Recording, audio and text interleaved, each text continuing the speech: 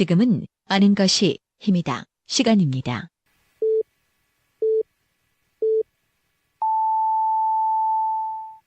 Welcome to the best podcast. Knowledge is power.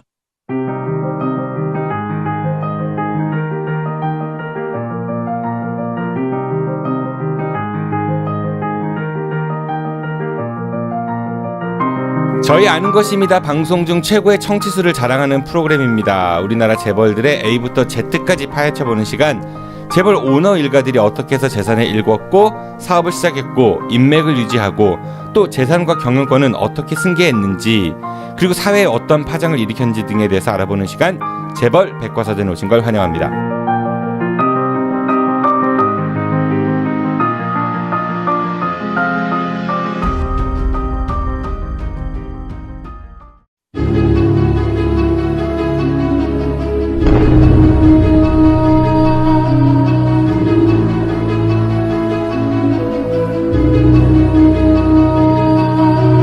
여러분들의 관심과 참여를 간절히 부탁드립니다. 한국전쟁 당시 대전 동구 낭월동의 산내 골령골에서 벌어졌던 대한민국 정부의 민간인 학살 그리고 안매장. 하지만 아직 제대로 된 진상규명과 희생자 유해 발굴이 이루어지지 않고 있습니다. 이에 팟캐스트 아는 것이 힘이다의 IMTV에서는 이 문제에 대해 지속적인 연구를 해온 평화통일교육문화센터와 함께 국내 최초로 다큐멘터리를 제작하려고 합니다. 제작 후원을 해주실 분들은 평화통일교육문화센터 페이스북 페이지를 통해 신청하시거나 아는 것이 힘이다 카카오톡 플러스 친구로 성함과 연락처를 남겨주시기 바랍니다. 여러분들의 관심과 참여가 우리 아이들이 살아갈 이 땅에 다시는 이러한 비극이 일어나지 않도록 하는데 작은 미끄럼이 될 수 있을 것입니다. 아울러 정치권에서 직격도로 반복해온 종북, 빨갱이 등의 색깔론에 종지부가 찍히는데 작은 도움이 되었으면 좋겠습니다. 고맙습니다.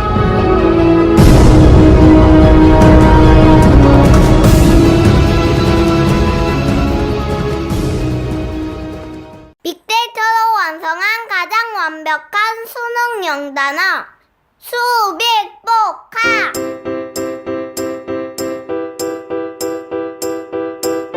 수능 출제 횟수를 확실하게 보여드립니다. 관련 파생어를 완벽하게 정리했고요. 어려운 한자어에 대한 친절한 뜻풀이가 담겨져 있습니다. 이제부턴 수능에 꼭 나올 단어만 외워주세요. 아빠 책 이름이 뭐였지? 수빅복화.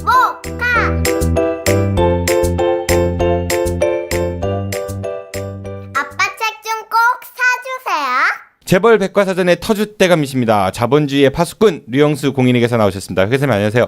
네, 안녕하십니까. 명절 잘 보내셨습니까? 예, 뭐 새해 복 많이 받으십시오. 오랜만에 네. 뵙습니다. 지난번에 안 나오셨고. 네, 땅콩 잘 먹었습니다. 땅콩해양 받으셨죠? 임 기자님도? 땅콩? 받았다고 하세요. 우리 땅콩해양이 그 대한항공 얘기했어가지고 그때 뭐 땅콩 뭐 얘기하셨었는데 방송들 잘 안 들으신 것 같아요. 두 분 다. 네. 그리고 오늘 남가연 대변인께서 이제 방송에 오늘은 불참하셨습니다. 독감이 심하게 걸려가지고 네 이렇게 안 오시길래, 원래 이분이 그런 분이 아닌데 안 오시길래 전화를 하니까 안 받아요.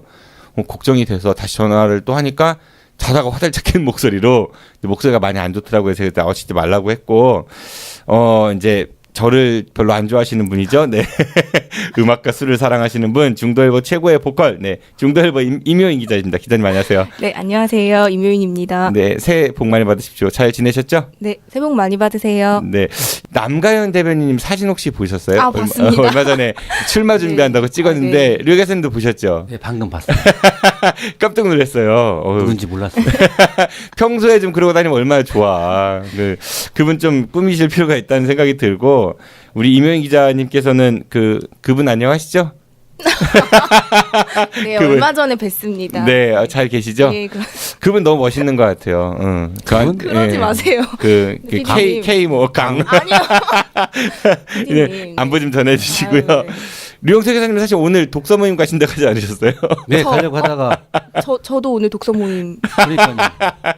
네, 왜 안 가셨어요? 같이 가려고 하다가 여기 오신다길래 따라왔습니다. 네, 그래요. 네, 독서 모임 못 간 거 대신에 우리가 오늘 한화 얘기를 좀 해볼 건데, 여러분들의 한화하면 일단 어떤 이미지가 좀 떠오르세요? 화납니다. 화나. 하나하면 이제 아무래도 이제 하나 이글스 하나 이글스 우리 대전의 이제 프로야구 연고팀입니까? 네. 하고 이제 케미칼. 케미칼. 네. 우리 이면 기자님은 어떤 게 떠오르세요? 하나 하면은 저는 백화점. 백화점 갤러리아. 네. 여자니까. 타임월드. 그 위험한 발언이에요. 그 여성 단체에서 항의 들어올 수 있습니다. 네. 여자는 그럼 다 뭐 쇼핑을 좋아한다는 말이냐 이런 식으로 시비가 걸릴 수 있으니까. 그냥 이면이니까. 저는 하나 하면은 나는 불꽃이다. 예, 그거 광고 많이 했었잖아요. 나는 불꽃이다. 몰라요. 있어요. 저도 역시 하나 이글스 야구 좋아하니까 많이 생각나는 것 같고 김승현 회장이 많이 떠오르는 것 같습니다. 한화 우리가 오늘 이제 다룰 재벌 일가는 한화 재벌 그 오너 일가 이야기인데 우선은 한화 그룹에 대해서 좀 간략하게 소개를 해주시죠. 네, 류영석 회사님 부탁드리겠습니다. 예. 하나그룹도 다른 그 대기업처럼 상당히 회사들이 관련된 회사들이 많습니다. 그래서 하나그룹은 국내에 68개 회사 갖고 있고 이 중에 상장사가 6개가 있고요.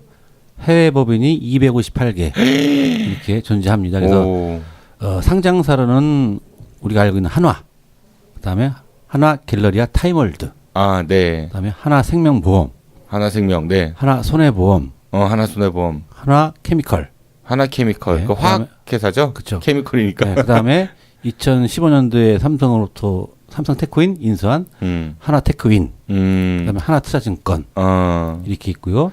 비상장 회사로는 뭐 2위에 많지만 가장 잘 알고 있는 하나 63시티, 63빌딩. 예, 네. 대한생명을 이제 하나에서 인수를 했죠. 네네. IMF 때. 그다음에 하나 이글스, 나는 행복합니다. 그렇죠. 네.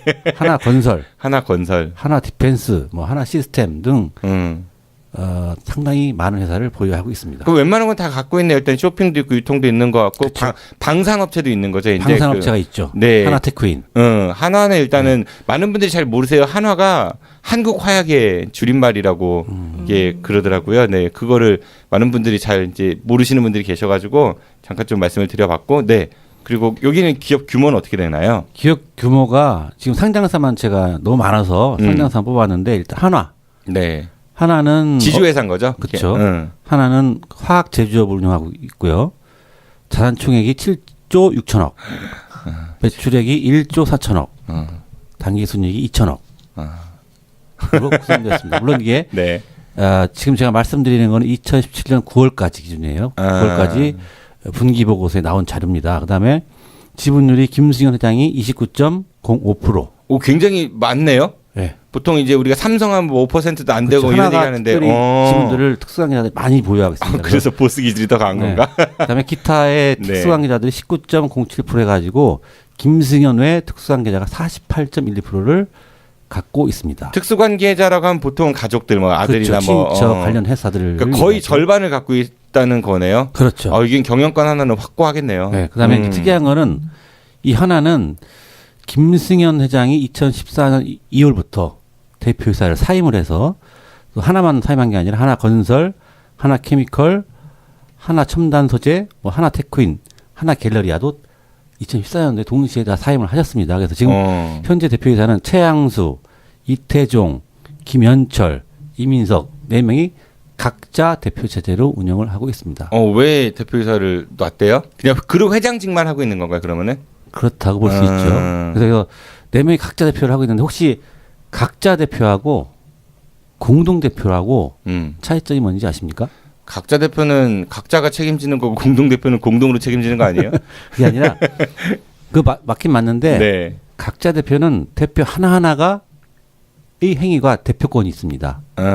그래서 그러니까 도장 하나로 해결된다. 그렇죠. 이 공동 대표는 반드시 공동 대표가 2명이면 2명, 2명의 도장이 필요하고 3명이면 3명의 도장이 들어가야지 의사결정 효력이 있다. 그러니까 옛날에 새누리당에서 김무성 대표가 그렇죠. 단독 대표여가지고 도장 들고 나르시 하니까. 그렇죠. 그래서 특이하게 여기는 이제 4명에서 각자 대표 체제를 운영하고 있다라고 아시면 되고, 그다음에 하나 갤러리아 타임월드, 그죠? 대전에도 있죠. 동양백화점에서 이제 바뀐 거였죠, 그렇죠. 네. 일종의 뭐 옛날에 그 해외 원정 도박. 네네. 그런 얘기가 있었죠. 네, 뭐 가물가물하네요. 네. 네. 동양백화점이 그 당시에는 전국적으로도 규모가 작지 않은 그렇죠. 상장된 회사였었잖아요. 맞습니다. 네, 그런데 이제 IMF 때 이렇게 후랄락 날아가고 그렇죠. 예. 그 갤러리아가 인수해서 여기 자산 총액이 4,860억, 오. 매출액이 2,350억, 단기 손실이 9월 말까지 100억. 손실 예. 이익이 아니라 이익이 아니고. 적자 기업이네요. 그렇죠. 근데 여기 주주가 누구냐면 한화 갤러리아가 주주로 돼 있습니다. 69.45%. 그러니까 갤러리아도 백화점인데 예. 갤러리아가 타임월드라는 또 별도의 회사를 그렇죠. 69%를 지배하고 있다. 예. 근데 특이한 거는 이 하나 갤러리아 타임월드 말고 하나 갤러리아라는 회사의 주주는 하나 케미컬이 100%를 소유하고 있습니다. 그다음에 이 그 하나 갤러리아라는 회사는 85억 정도 9월 말까지 이익 났다. 이렇게 보시면 됩니다. 그 생각보다 대전에 있는 타임월드는 대전에 있는 거 하나일 거 아니에요. 그렇죠? 글쎄요, 그걸 모르겠네요. 전국에서 아니 못 본 것 같아요. 타임월드는 대전에 있는 동백 그거 인상 하는 것 같은데 나중에 제가 이제 한번 찾아보겠습니다. 그럼 이 아까 얼마 200억이요? 얼마 손실이라고요? 100억 손실. 100억 손실. 네. 아 그렇구나. 예, 가서 뭐 쇼핑 좀 하세요, 이명 기자님. 잘 되는 것 같은데 손실이 났네요. 타임월드 가세요? 저번 주말에 갔었습니다. 가서 뭐 했어요? 화장품 샀습니다. 화장품 샀어요. 네. 네. 그럼 여기는 뭐 기여를 한 것 같고 이 하나는요. 그 원래 이제 창업주가 김종희라는 분이세요. 네. 1941년에 일제 강점기 때 이제 조선 화약 공판 주식회사라는 곳이 모태라고 하고요. 해방 이후에 이제 미군정이 관리를 하다가 적산 기업이라고 해가지고 일본 사람들이 놓고 간 거 이제 물려받는 걸 적산이라고 흔히 얘기를 하잖아요. 그 김종희가 불화를 받아서 한국 화약 주식회사로 이제 창립을 처음 했다고 합니다. 그러니까 불하. 네, 저희 전에 이제 방송할 때도 이제 발음을 조심하자고 했었는데, 그러니까 우리나라 대기업들의 상당수가 이제 이 적산 기업을 불화받은 경우들이 많아서 사실 친일 청산 이런 거하고도 굉장히 관련이 많잖아요. 좀 씁쓸하다는 생각이 들고. 창업주의 김종희 회장 같은 경우는 성격이 되게 화끈했대요. 다이너마이트라는 이제 별명이 있었다고 했고요.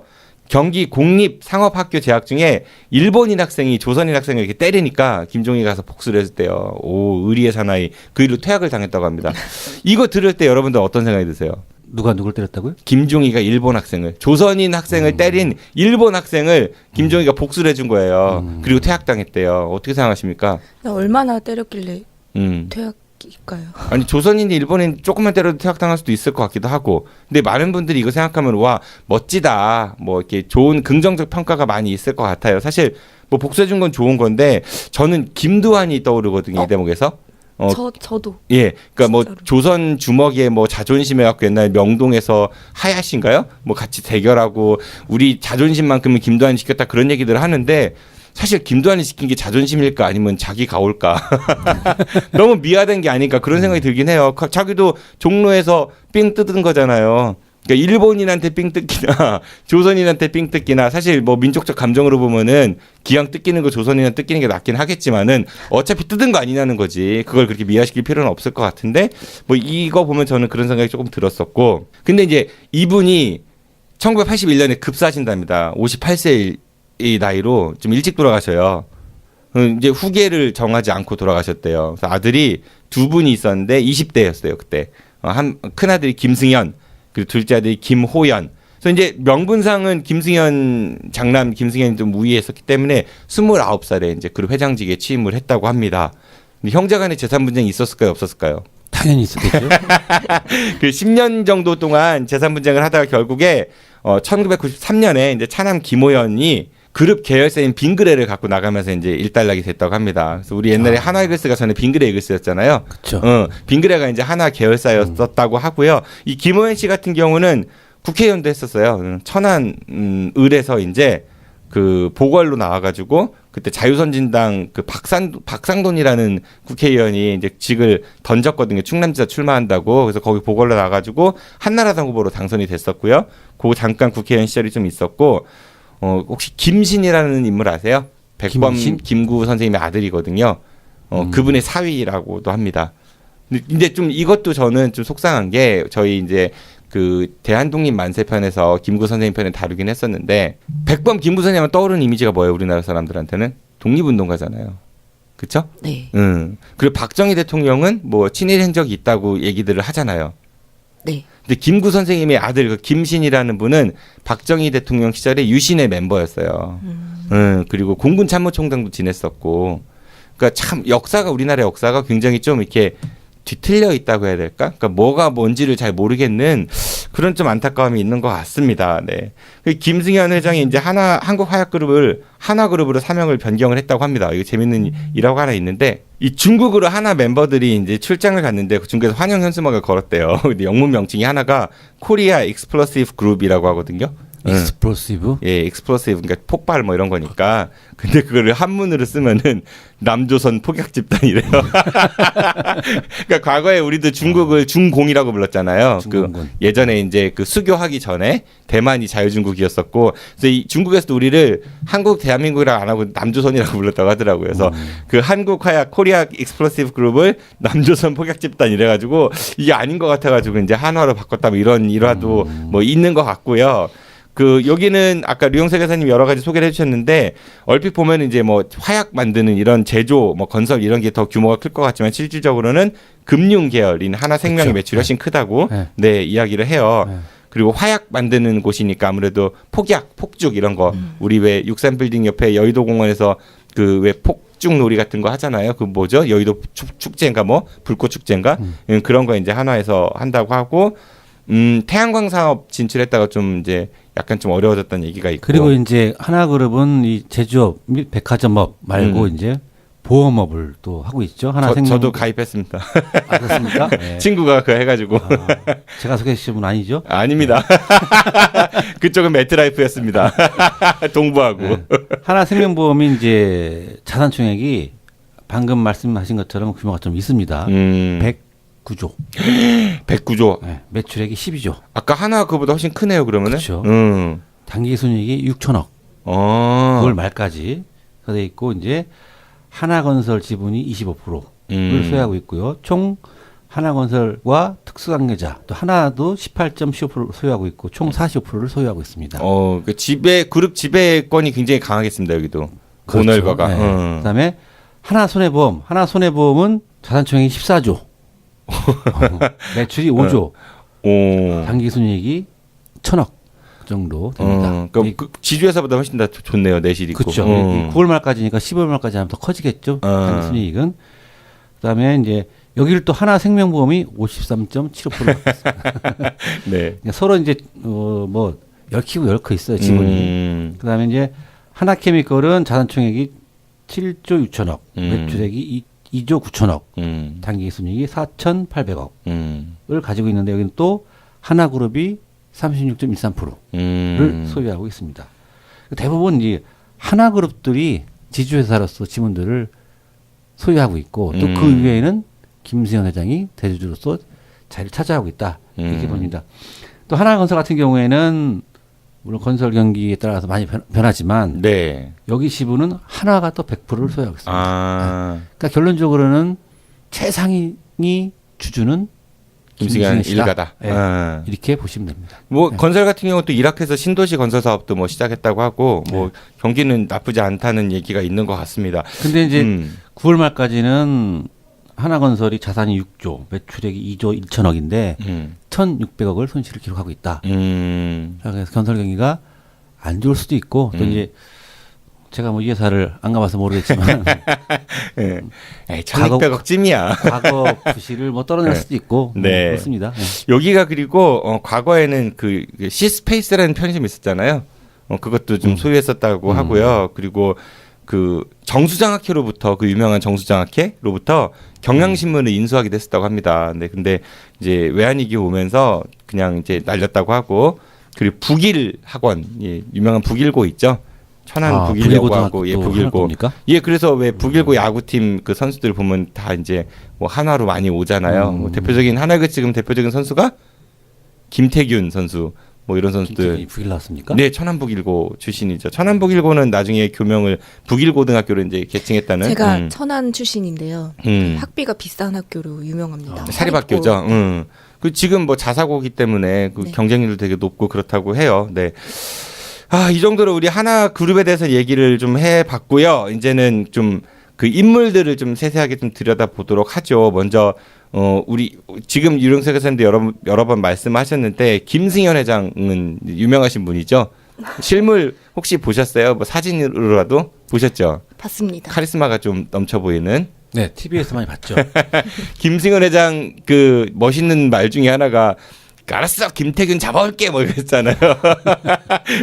그거 이분이 좀 사건 사고가 많으세요. 29살에 그룹 회장이 됐으니까 아무래도 그 여기 29살에 뭐 하셨어요, 류영석 교수님은?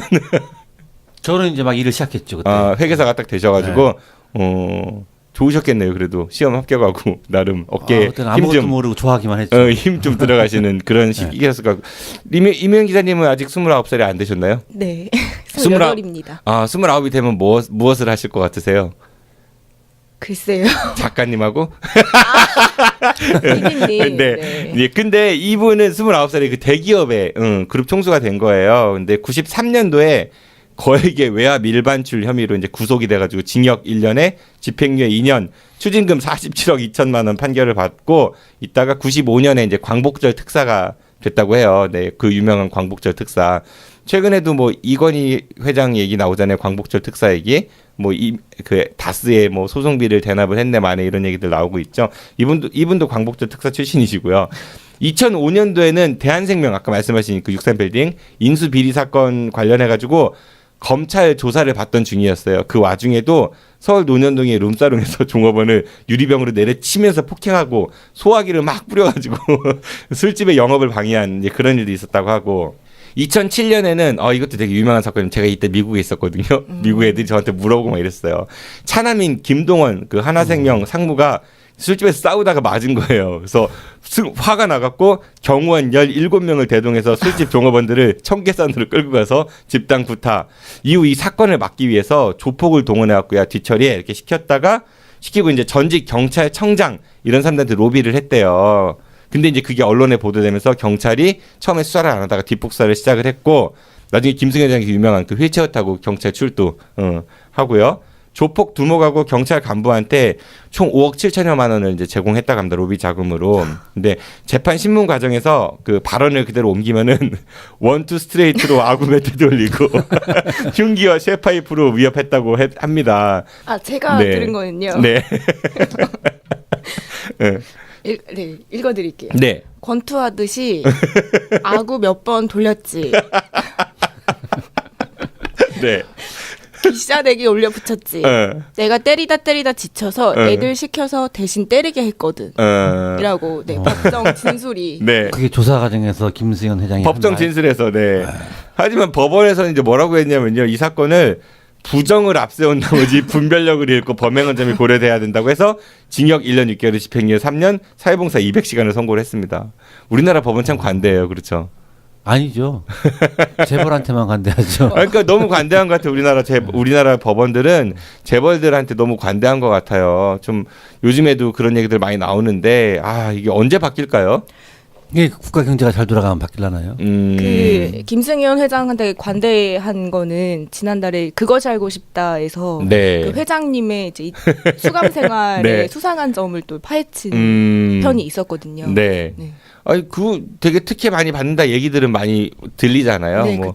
그러니까 이재용 그 부회장 같은 경우도 수감되던 중에 옆방에 누가 이렇게 뭐 안쓰러워가지고 뭐 홍시였던가 뭐 이렇게 줬대요. 이렇게 보면서 고맙다고 뭐 서로 위로를 했다고 하는데 이재용 부회장이 수감자한테? 예, 옆방에 있는 지금 이재용 예. 이제 지금 나왔잖아요. 근데 수감돼 있던 중에. 근데 이제 여기서 이제 그 반론을 제기하시는 분들이, 그러니까 이의를 제기하시는 분들이 어떻게 수감자가 홍시를 구해가지고 옆방에 줄 수가 있느냐. 재소자 간에 뭔가를 주고받는 건 절대 금지인데 그거 하나만 봐도 굉장히 특혜가 많이 있지 않는가라고 우리가 생각해 볼 수 있다 이런 얘기들을 하더라고요. 아무튼 그 김승현 회장은 굉장히 사건 사고가 많지만 요 정도로만 얘기를 하죠. 언론에 많이 등장했던 것들. 이제 자식들로 좀 넘어가 보죠. 우리 자식들은 이면 기자님이 좀 소개를 해주시죠. 네. 네. 생각만 해도 웃겨요? 네. 자꾸 저 영화 베테랑이 생각이 나가지고. 영화 베테랑 그렇죠. 거기 나왔던 그 모티브 삼은 인물 SK의 최철원 씨. 최철원. 그러니까 최태원 회장의 사촌 동생인데 맥갑시다고 왜 이제 그거 있죠. 최철원? 국회의원? 아니요, 국회의원은 아니고요. 최태원 회장의 그 사촌 동생이었어요. 그리고 SK 관계사 이름이 뭔지 정확히 기억이 안 나는데 거기 이제 그 회장이었었는데 그 사건은 한 대당 그때 해서 뭐 얼마씩이었고 2천만 원인가 줬던 것 같아요. 한 대 맞으면 1,000만 원씩 줘요? 두 대 때리지는 않았던 것 같고요. 진짜로 실제로 앞에서 1인 시위한 사람 불러다가 그렇게 때리고 돈 주고 이렇게 했다가 나중에 한 거죠. 근데 그 사건을 이제 잘 처리해준 검사가요. 나중에 SK의 상무로 갑니다. 검찰 옷을 벗고. 영입이 됩니다. 마시면 1,000만 원을 준다. 그러니까 이게 참 이게 회계사님은 거기 지금 꽂히셨어요. 제가 한 대 때리고 1,000만 원 드릴까요? 아니 집에 슈퍼쇼 가보려고. 예, 그래요. 네, 자식 얘기해 주시죠. 네. 김승현 회장한테는 세 아들이 있는데요. 첫째는 김동관 하나 큐셀 전무와 둘째는 김동원 하나생명 상무, 셋째는 김동선 씨입니다. 거기만 씨네요. 예, 그 이유는 네. 조금 이따 나올 네. 건데요. 네. 이 아들들은 그동안 적지 않게 이름이 오르내렸습니다. 특히 둘째 김동원 상무와 셋째 김동선 씨는 누구나 들어봤을 사건의 주인공입니다. 네. 이 세 아들들 보니까 세 분 다 미국에서 그러니까 고등학교 미국에서 나오시고 대학도 미국의 좋은 학교 네. 나오셨더라고요. 큰아들은 하버드, 둘째는 네. 예일, 셋째는 다스머스. 맞습니다. 그러니까 잘 키운 것 같아요. 자식 농사 잘 지신 것 같아요. 그 김승현 회장이 유일하게 이제 말하는 게 내가 자식과 회사를 일군 게 그분한테는 갈군 게 아니고 아구를 갈군 게 아니고 그게 그분이 되게 내세우는 부분이라고 합니다. 네. 그 첫째 아들은 좀 뭐 이렇게 사고가 많지 않았고요. 이제 둘째와 셋째에 비하면 굉장히 정상적인 생활을 네. 네, 하는 걸로 알려져 있고요. 기대돼. 네. 둘째 김동선 하나생명 상무부터 말씀드리겠습니다. 김동원 둘째. 네, 둘째 김동원 하나생명 상무부터 말씀드리겠습니다. 네. 네, 방금 이제 PD님이 얘기하셨던 유명한 사건이었죠. 2007년 맞고 온 둘째 아들을 보복하기 위해 조폭을 대동했던 사건의 장본인입니다. 네. 조폭을 도대했어요. 조폭을. 네. 오늘 이명희 기자님 불 붙었다. 네, 계속 하시죠. 네. 김동원 상무는 그 2007년 이후에 2014년 또 한 번 이제 전파를 타게 되는데요. 당시 대마초로 매스컴에 이름이 탔습니다. 네. 당시 김상무는 주한미군 사병이 밀반입한 대마초 일부를 건네받아서 4차례 피운 혐의로 기소됐습니다. 해당 사건으로 김상무는 집행유예 2년, 약물치료 강의 수강 명령을 받았습니다. 집행유예 받았다는 얘기는 우리 보통 예전에 가수들 이렇게 대마초 한 사람들 있으면 감옥 가고 그랬잖아요. 뭐 이승철도 그랬던 것 같고, 조용필도 그랬던 것 같고, 네, 신해철도 그랬던 것 같고, 근데 이분은 최근에 뭐지? 정석원? 정석원 씨 풀려났죠. 예. 거기는. 아니요. 정석원 씨는 모르겠고 남경필 아들은 구속됐다가 거기는 필로폰 좀 더 센 거. 남경필. 대마초 같은 경우는 필로폰? 피우는 거고 필로폰은 주사 맞는 거 있잖아요. 남경필 아들 안 나왔어요. 남경필 아들은 들어갔다가 나왔죠. 형 다 살고 나온 거예요? 아니 형 다 살고 나온 게 아니라 집행유예로 나왔는데 일단은 구속 수사가 된 거였고, 뭐 집행유예로 나왔죠. 네. 이게 아무튼 대마초가 이제 합법화된 나라들도 꽤 있잖아요. 사실은 그렇죠. 이걸 이제 과연 범죄로 해야 되느냐 비범죄로 해야 되느냐 이런 논쟁도 있긴 하지만 우리나라에서는 불법이니까 그리고 그렇습니다. 세게 처벌하니까. 근데 이분은 집행유예를 받았다. 네, 그런 일이 있었고, 그리고 또 이 김동원 그 차남 같은 경우는 2011년도 4월에 경찰관을 상대로 뺑소니를 쳤어요. 사고를. 네. 뉴스 들었어요. 네, 근데 그것도 집행유예로 풀려났습니다. 그러니까 집행유예가 전공인 것 같아요. 네, 이분 예일대에서 동아시아학을 전공했다고 하는데 사실 우리가 동아시아학은 동아시아에서 공부하는 게 원조 아니에요? 그러니까 동아시아학을 전공하기 위해서는 일단은 동아시아로 유학 오는 게 제일 좋은 거 아니에요? 장충동 왕족벌을 배우기 위해서는 장충동에 가야 될 거 아니야. 장충동 왕족벌을 배우러 부산 가지는 않을 거 아니에요. 아닙니다. 참고로 장충동 왕족벌은 대전에 있는 처음에 생겨났던 게 그러면서 이제 대전에서 뭐 여러 가지 있겠지만은 제가 이제 예시를 드는 거예요. 예를 들어서 초밥을 배우기 위해서는 일본에 가야지 초밥을 배우기 위해서 미국에 가지는 않을 거 아니에요. 동아시아학을 하셨다고 하는데 예일대 가셨다고 하는 네, 아마 국제적 시각을 좀 겸비하기 위해서 가신 것 같습니다. 그리고 이제 유명하신 분, 네. 삼남 김동선 씨에 대해 말씀드릴 텐데요. 제가 다른 분들과 다르게 자를 붙이는 이유는요. 네. 2014년 이제 하나건설 신성장 전략 팀장으로 근무를 했지만 신성장 전략팀. 네. 제가 뭘 했어요? 맞아요. 네. 네. 이게 신기해갖고 신성장 어떻게 성장하는지. 신성장 전략 팀장으로 근무를 했었는데 네. 계속된 사건 사고에 연루되다 보니까 이제 지금은 회사를 떠난 상태입니다. 네. 김동선 씨는 1989년생으로 올해 한국 나이로 30살입니다. 네. 앞에서 말씀하셨던 것처럼 미국 다트머스 대학에서 지리학을 공부했습니다. 이분도 전공이 지리학을 하시러 그럼 지리학과 미국 보통 다트머스 같은 데 가서 지리학을 한다고 하면은 지리학자가 되는 게 신성장 동력을 위해서 지리학을 다트머스 그 유명한 미국의 그러니까 지리를 배워서 이제 건설을 하려고 합니다. 아 그런 깊은 뜻이 네. 아니 제가 말고. 짧았습니다 생각이. 네 그러고요 이분도 굉장히 그리고 정말 특이한 엘리트. 이력이 있는데요.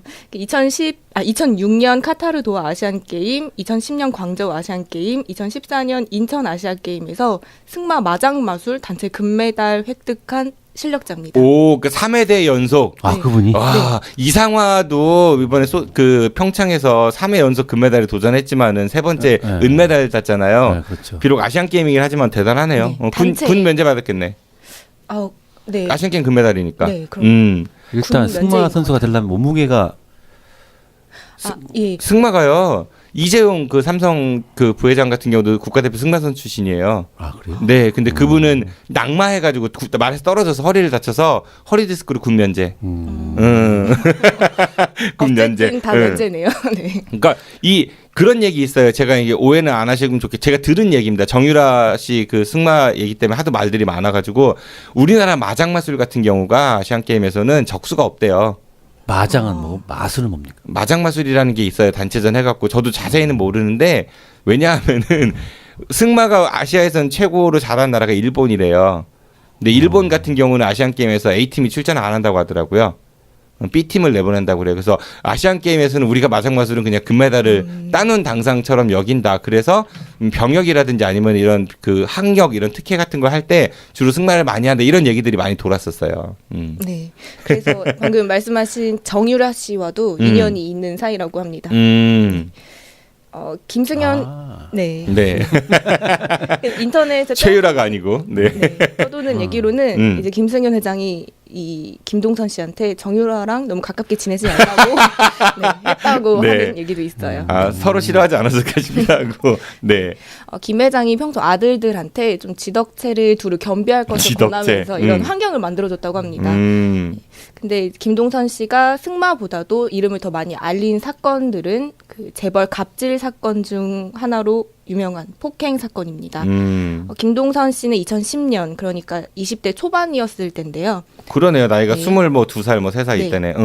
서울 용산의 한 주점에서 여 종업원을 성추행하다가 이를 저지하는 보안 직원 2명을 폭행해 경찰에 입건됐습니다. 아니 어린 나이에? 예.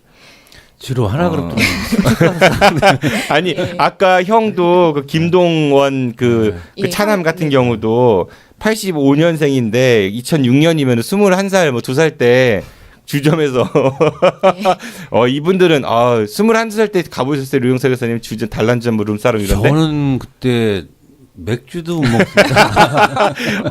호연지기 대단한 것 같아요. 막걸리나 먹었지. 주점에서 이게 뭐 여종업원 가슴 만지다가 시비가 붙었다 이런 얘기도 맞습니다. 있고. 맞아요. 그 사건입니다. 당시에는 김 씨는 기소유예 처분을 받고 풀려났습니다. 기소유예? 네. 네. 이렇게 한동안 잠잠했던 김 씨는요 지난해 또다시 언론에 이름을 알렸습니다. 네. 작년 1월 강남의 한 술집에서 남자 종업원을 폭행했는데요. 당시 이 폭행 영상이 폭행이죠, 성폭행이 아니고. 예, 폭행입니다. 네. 당시 이 폭행 영상이 공개되면서 파장이 더 커지기도 했습니다. 김 씨는 현장에 출동한 경찰의 현행범으로 체포돼 호송되던 중에 순찰차 내부를 훼손하기도 했는데요. 뭘 훼손해요? 앞자리를 박살냈다던데 바로 차갖고. 네. 그래서 업무 방해와 이제 공용 물건 훼손 혐의로 징역 8월에 집행유예 2년, 사회봉사활동 80시간에 선고받았습니다. 이것도 집행유예. 네. 그러니까 우리가 보통 그 누구랑 폭행 시비가 붙어서 경찰에 끌려가는데 경찰차 안에서 난동을 피면서 막 경찰차를 박살을 내면은 일단 구속시키지 않나요? 그렇죠. 근데 이 집행유예 여기도 재벌이잖아요. 네. 그래요, 네. 집행유예, 네. 그리고 또 언론 보도에 따르면요, 당시 하나 임원이 이 사건에 개입해서 경찰 입건 2시간 만에 합의금 1,000만 원을 주고 사건을 해결했다고 합니다. 아, 저기 맞은 그 종업원한테? 네. 아. 합의가 되면서 좀 사건이 원만하게 해결이 됐던 것 같습니다. 1,000만 원. 가수요 류영석 여사님은 앞으로 김동선 씨 동선을 따라다니면서 거기서 일부러 시비를 맞는 거야. 그리고 합의 맞으면 되잖아요. 그럴까요? 집에 소파 바꿔야죠. 그러게 말이야. 그래요. 네. 근데 이 김동선 씨가 굉장히 그 우리나라 재벌 가문 역사에 길이 남을 그런 기록을 세웠대요. 보통은 어쩌다가 그러니까 평소에 사건 사고를 많이 쳐도 이렇게 언론을 막거나 이게 안 드러나는 것도 많다고들 하는데 그건 확인된 바가 아니니까 적어도 언론에 드러나는 거는 뭐 아무리 잦아도 2, 3년에 한 번인데 이분은 1년에 2건 뭐 이런 게 있습니다. 네. 네. 네, 같은 해 9월 집행유예 기간 중인데요. 김 씨가 굴지의 로펌 김앤장 신입 변호사 10명과 친목 모임에 참석했다가 또 이거 맞아. 여기 참석한 변호사들에게 또 폭행을 휘두릅니다. 너희 아버지 뭐 하시노 이거. 네, 맞습니다. 네. 김 씨는 좀 술에 취했던 것 같은데요. 당시 참석했던 변호사들한테 너희 아버지 뭐 하시냐? 나를 주주님이라 불러라. 허리 똑바로 펴고 앉아라. 존댓말 써라 등 언행을 일삼았고요. 현장에 있던 남자 변호사를 폭행하고 여자 변호사의 머리끄덩이를 잡았답니다. 그러니까 이게 이 나이가 89년생이고 2017년이니까 그 20대 후반인 거잖아요. 그렇죠? 예, 29입니다. 우리 보통 김앤장 변호사들 만나면 쫄지 않나요, 사람들이? 그래도 뭐 지은 자 없어도 김앤장 변호사들뿐만 아니라 변호사 자체를 만나면 그런데 그 변호사 10명, 10여 명인데 모임 가갖고 너희 아버지 뭐 하시노? 네. 나 주주님이라 불러라. 똑바로 앉아. 뭐 저희가 싸대기 때리고 머리끄댕이 잡고. 저희가 아는 변호사들 만나면 그냥 형처럼 지내는데. 그러니까 이 대단한 후연직이에요. 20대 초반에는 주점 가갖고 가슴 만지고 경찰차 시트 때려 부시고 변호사들 뭐 싸대기 때리고 머리끄댕이 잡고 너희 아버지 뭐 하시노? 이게 다 20대 때 벌어진 일이라는 거 아니에요. 와, 네. 지덕체가. 야, 참. 네, 말씀드릴게요. 네. 사건 직후 대한변호사협회는 김 씨를 폭행 및 모욕 혐의로 고발했습니다. 네. 그런데 당시 피해 변호사들은 김 씨의 처벌을 원하지 않는다고 했는데요. 네, 이 같은 이유로 검찰은 지난해 12월 공소권 없음으로 불기소 처분 내렸습니다. 이건 집행유예도 아니고 집행유예 기간에 사실 뭔가 죄를 지면은 더 세게 받는 거잖아요. 가중처벌 받는 거잖아요. 네, 그렇다고 알고 있습니다. 그런데 이거는 피해자들이 처벌을 원치 않는다 해서 불기소 처분이 됐다. 야, 김앤장 쪽팔리네요. 개인적으로 그런 생각이 드네요. 네, 그렇죠. 네, 아무래도 하나, 이제 뭐 네. 갑을 관계가 예. 형성이 돼 있었겠죠. 김앤장하고 하나 쪽하고. 아니 김앤장이라고 하면 우리나라의 최고의 로펌이라고도 흔히 얘기를 하는데 그렇죠. 근데 변호사들은 법을 수호하는 가장 최전선에 있는 집단들이잖아요. 그렇죠. 그렇죠. 근데 그러니까 김앤장 저는 그 회사를 얘기하는 거예요. 이 변호사 10명이 설마 이거를 처벌을 원치 않는다고 했겠어요? 그럴 수도 있겠지만 회사에서 야 그냥 넘어가 이렇게 하지 않았을까요? 합리적으로 생각해 봤을 때? 그렇게 의심이 되죠. 그렇게 추론해 볼 수 있잖아요. 충분히 아닐 수도 의심이 있지만은 변호사들이 그 10여 명이 너무 착해가지고 우리 괜찮아요. 회사를 이렇게 잡음 나고 싶지 않아요. 보다는 회사에서 야 참어 그래도 뭐 이렇게 했을 개연성이 더 높아 보이는데. 그러니까 그 김앤장 법률사무소라고 해야 되나? 김앤장 회사죠. 네네. 회사에 회계사들도 많은데 회계사들은 그 자리에 없었잖아요. 얼마나 아니, 좋아요. 제가 쪽팔린 건 이거예요. 회사가 자기 구성원들이 맞고 왔어요. 그러면은 그 구성원들을 지켜줘야 될 거 아니에요. 법을 수호하는 사람들이고 그런데 오히려 지켜주기는 고사하고 야 우리 큰 고객이니까 그냥 니들이 참어.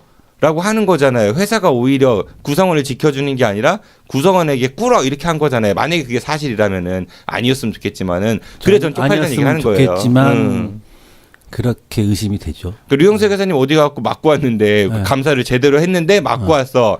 그 회사를 그럼 회사에서 지켜줘야 될 거 아니에요. 야 근데 야 그냥 네가 참어. 우리는 맞는데 안 가요? 야 이거 참 좀 전 이 사건 보면서도 그 김앤장 그 변호사들이 그 이렇게 처벌을 원치 않는다 이 멘트가 과연 자발적으로 나왔을까 아니면 회사에서 야 그렇게 종용을 했을까라는 거에 대한 궁금증이 참 많았었고 결국 이분은 그래서 처벌을 안 받았다는 거잖아요. 이 건과 관련해서. 그렇습니다. 참, 네. 우리나라 역시, 네, 재벌들 무섭습니다. 그리고 김승현 회장 같은 경우는 2010년도에 이제 비자금 조성한 사건으로 2012년 8월에 1심에서 징역 4년 선고받고 법정 구속이 됩니다. 이분 감옥 가셨잖아요. 네. 2014년 2월에 이제 항소심에서 징역 3년에 집행유예 5년, 벌금 51억을 받고 선고받고 이제 풀려나긴 됐는데 계속 이제 이게 집행유예 그 징역 딱지가 있으니까 그래서 박근혜 정부 당시에 사면 받으려고 되게 노력을 많이 이때 당시 김승현 회장의 그 수감 생활이 황제? 예. 얘기해도 될까요? 네, 하셔요. 네. 언론 보도에 따르면은요. 구치소 내에 전담 도우미를 듣는 등 특별한 생활을 했고 가사 도우미인 거죠? 뭐 그런 그 주점 도우미 이런 거 아니죠? 야외 네. 도우미가 있었. 야외 도우미? 가사가 아니니까요. 네네. 아, 네네네. 수감 도우미가 수감 도우미. 있었던 것 같고 네. 야외 운동 시간에 여유 있게 산책을 하는 등 교정 당국의 배려를 받았다라는 정황이. 슬기로운 감방 생활을 하셨다고 추론이 되네요. 한 주간의 대전, 충청의 소식을 담아 우리 지역의 흐름을 이야기합니다. 임병환 기자의 주간 대충 뉴스.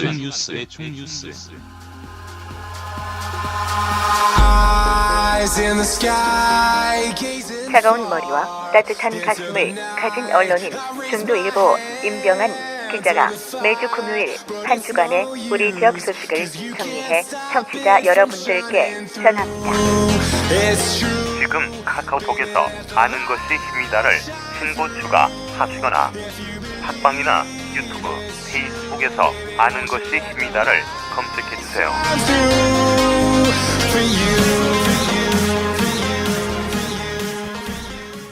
네, 이렇게 해서 재벌백과사전 6번째로 다룬 재벌, 오늘은 하나그룹 오늘과 편을 마칩니다. 네, 오늘 방송 소개를 좀 들어보도록 하죠. 류혜선 선생님 어떠셨습니까? 뭐 똑같아요? 똑같죠. 네. 네, 저는 개인적으로 이게 뭐 재벌인지 재아벌인지는 모르겠지만 이런 그 CEO가 되려면 윤리교육을 하는 학교로 보내버렸으면 좋겠어요.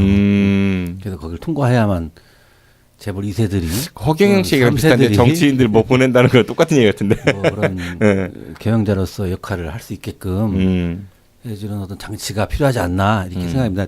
개별적으로 하나그룹은 뭐 김승현 회장이라든지 뭐 이런 많은 사건 사고가 있었지만 또 뭐 최근에 또 세무조사를 착수했죠. 방산비리. 아, 네네. 네, 방산비리 착수했고 옛날에는 또 삼성에 있는 방산, 태권, 화학, 그렇죠. 업종 4개 회사를 맞교환했죠. 인수하는 과정에서도 뭔가가 있지 않았겠느냐. 삼성한테는 현금을 뭐 불법 승계를 할 수 있는 현금을 제공해주고 또 하나그룹한테는 하나가 성장할 수 있는 계기를 마련해주지 않았느냐라는 것에 대해서 조사도 요구하고 했지만 아직 의심은 가지만 아직까지는 그런 조사가 이루어지지 않은 것 같고요. 근데 하나그룹이 현재로서는 그럼에도 불구하고 이제 태양광 사업에 진출을 해서 현재는 세계 1위를 차지하고 있죠. 점유율은. 아, 그래요? 네, 그렇습니다. 근데 중국이 되게 가파르게 올라와서. 그렇죠.